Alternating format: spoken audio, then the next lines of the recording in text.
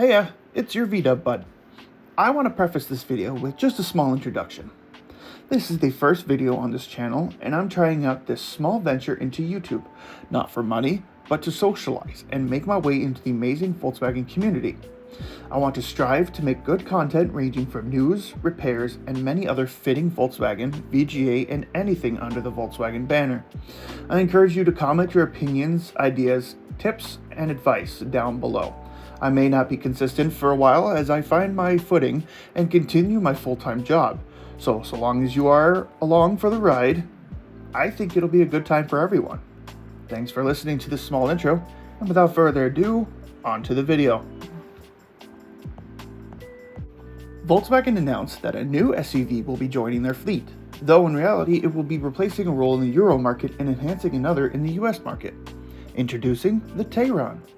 While not a new name, it has certainly earned a new place. The Tayron nameplate was once used in China for an SUV made by VW for the Chinese market since 2018.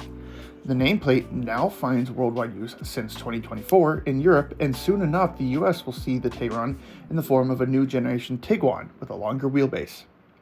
Interesting, because in Europe the Tayron replaced the Tiguan Allspace, a longer wheelbase Tiguan. Volkswagen has stated that the Tayron fits in the middle between the high-class Touareg and the middle-class Tiguan, though the higher end design that we will dive into in a little bit and the price tag of $50,000, it certainly feels high-class. It's important to note the upcoming 2025 Touareg is listed for more than $80,000, whereas the Tiguan does sit in the range of $20,000 to $30,000. The exterior emphasizes this high class with modern LED lighting from front to back. A LED accent stretches from one headlight to another, meeting in the middle with the ever-iconic VW emblem, also lit up by LEDs. Of course, with most modern cars, the headlights are also LED, and beneath that, a sizable grille opens up the many engine options to breathe. Just behind the front bumper, the front wheels shine in a plethora of designs featuring gloss black with polished aluminum that helps the wheel to pop.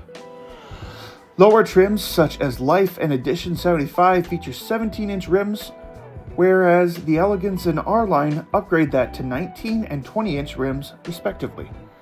Jumping from one wheel to the next is no easy feat, as the wheelbase is a large 109.9 inches. The Tiguan falls short of this by about 8 inches, and the Atlas just beating the Tayron by 11 inches. In between and surrounding the wheels resides a variety of shimmering and glorious paint color options. You'll have access to pure white, a solid color, onyx white with a beautiful pearl effect, and the remaining colors will be metallic, just for you to note. Oyster silver, dolphin gray, Urano gray, grenadilla black, ultraviolet, which is a lovely purple color, nightshade blue, and I'm going to probably butcher this one, but cipressino green, which is fun to say and just means little cypress. Moving to the back of the vehicle, the LEDs are prominent once more, with similar styling to the front. It also includes the VW emblem lit in red. It is most likely assumed the lit emblems will be on a higher trim models, and standard emblems on lower trims. Hopping into the driver's seat, you'll be met with a couple of material and color options based off of what trim you have. Two colors primarily being Soul Black and Mistral Gray, with two options of material being cloth or Verena leather. Where the trims come into play is the design of said materials. The Life and Edition 75 getting a gray mélange cloth design, and the Elegance coming standard with just a Soul Black cloth option, with of course room to upgrade. The R-Line and R-Line 75 coming standard with the R-Line cloth design. Describing each design would take just a little too much time, so I'll include pictures, just as I have with other optional and standard features.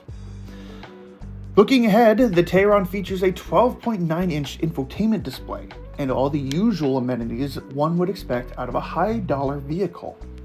Navigation, Apple CarPlay, Android Auto, as well as safety systems such as Park Assist, Rear View Camera, and so on.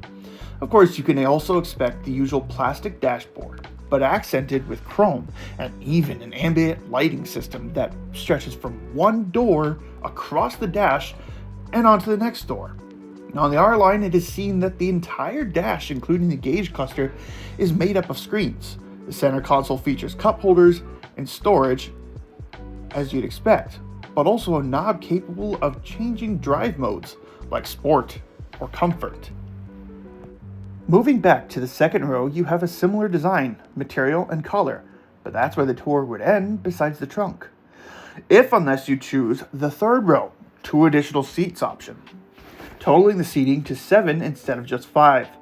Though with this comes a sacrifice. Normally trunk space tops out at an impressive 194 gallons, but with the option of 2 more seats, that number goes down to 186 gallons of space.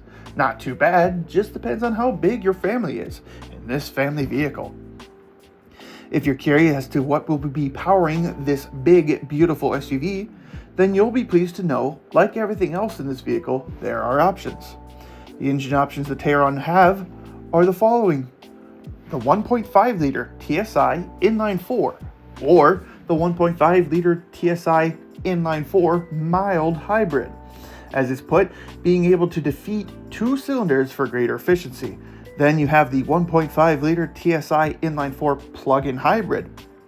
Then there's the 2.0 TSI inline 4 and the 2.0 liter TDI inline 4, but just for the European market. Specifications for all engine options could not be accurately found, but with the 1.5 liter TSI, it is 148 horsepower and 184 pound-feet of torque. The 2.0 liter will have a couple of options, being 143 horsepower and 236 pound-feet of torque, or 261 horsepower and 295 pound-feet of torque. Connected to this will be a 7-speed DSG dual clutch transmission regardless of engine option, and completed with either front-wheel drive or all-wheel drive. There was so much to explore on the Tayron, however I can say that we'd be here all day if I tried to put it all in this video. I encourage you to also explore, find out new things in the VW space. While I work on my own VW or someone else's, or just curiously research, I find myself learning new things every day. But tell me what you think of the Tayron. Would you buy it for $50,000 starting price? I'm also curious to ask, do you think the Tayron and Touareg being priced so high is pushing Volkswagen away from them being the people's car? Tell me what you think in the comments down below. Let's start a conversation. And that's the end of the video. Thank you for watching. Stay tuned for more VW content coming soon. With that, this is your VW Bud signing off.